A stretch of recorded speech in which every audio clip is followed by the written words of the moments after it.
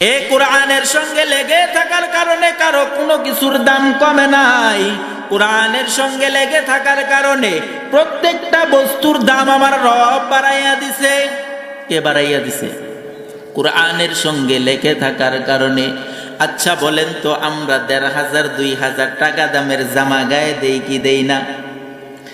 ১,০০০ টাকা দামের জামা যদি হাত থেকে পড়ে জমিনের মধ্যে পড়ে যায়, কোনদিন কি কোনো মানুষকে দেখছেন ওই জামা উঠাইয়া চুমু দেয়? হ্যাঁ, কোনো মানুষ ওই জামাকে চুমু দেয় না। লক্ষ লক্ষ টাকা দিয়ে খাট বানায়, ওই খাটের ভিতরে মানুষ শয়। যদি কোনোদিন খাটের মধ্যে পা লাগে, কোনোদিন খাটরে চুমা খাইছে দেখছেননি? কোনোদিন খাবে না।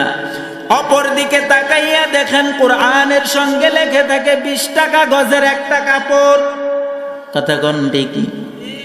এই কাপড় যদি ভুলেও হাত থেকে পড়ে যায়, কাপড়টা উঠায় একবার চুমু দেয়, আবার কপালে লাগায়, আবার বুকের সঙ্গে লাগায়, আবার চোখের সঙ্গে লাগায়, লাগাইয়া সুন্দর করে পরিষ্কার করিয়া আবার ওই কোরআনটাকে পেঁচাইয়া রাখে।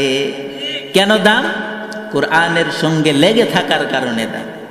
যদি কোরআনের সঙ্গে লাগতো, তার কোনো দাম ছিল?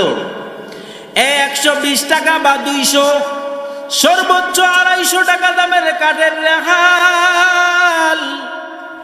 এই রেহালের ভিতরে ভুলে যদি কারো পা লেগে যায়, পা লাগার কারণে আল্লাহর বান্দা বান্দিগুলা কোরআনের ওই রেহালটাকে চুমু খায় কি খায় না? কেন খায়? একমাত্র কারণ কোরআনের সঙ্গে লেগে আছে। পা লাগলে বেয়াদবি হয়ে যায়, গুনার বাগী হয়ে যায়। এই কারণেই ওই রেহালকে দরিয়া চুমু দেয়।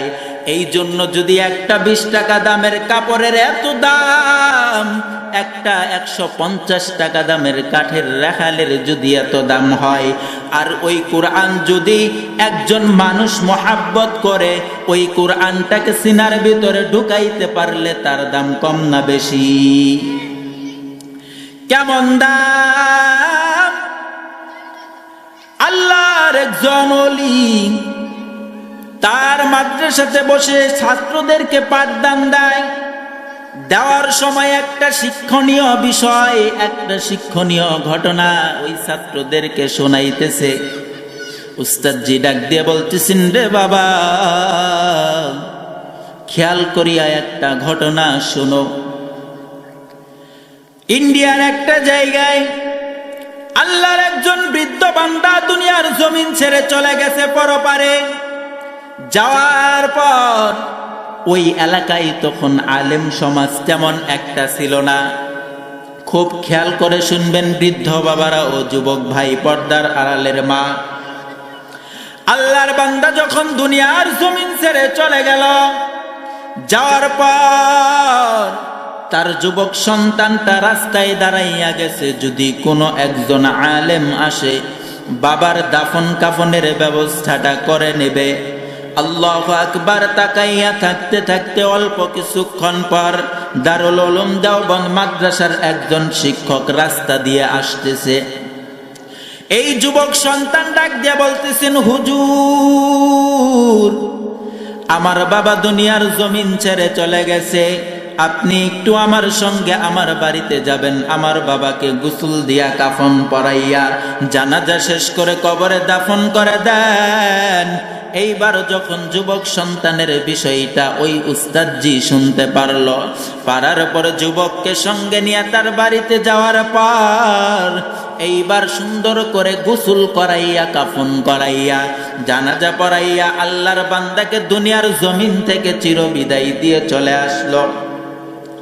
আল্লাহর ওলি বাড়িতে আসার পরে পকেটে হাত দিয়ে দেখে জরুরি একটা কাগজ পকেটে ছিল, এখন নাই।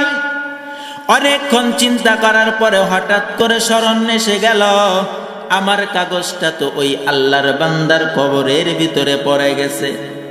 এইবার আল্লাহর ওলি দৌড়ায় যুবকের বাড়িতে যায়, ডাক দেয়া কয়, রে যুবক, যদি অনুমতি দাও তোমার বাবার কবরটা খনন করিয়া, আমার একটা জরুরি কাগজ ভিতরে পড়ে গেছে, ওই কাগজটাকে আমি উঠাইয়া নিব।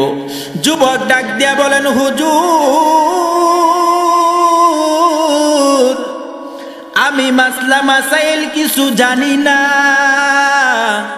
আপনি যদি এইটাকে ভালো মনে করেন করতে পারেন, আমার কোনো আপত্তি নাই। এইবার আল্লাহর ওলি যায়া কবর খনন করতে শুরু করে দিল। কবর খনন করার পরে যখন একটা অংশ থেকে কবরের ভিতরের জায়গা দেখা যায়, এমন একটা জায়গা হওয়ার পরে আল্লাহর ওলি আল্লাহু আকবার বলে চিল্লানি দেয়।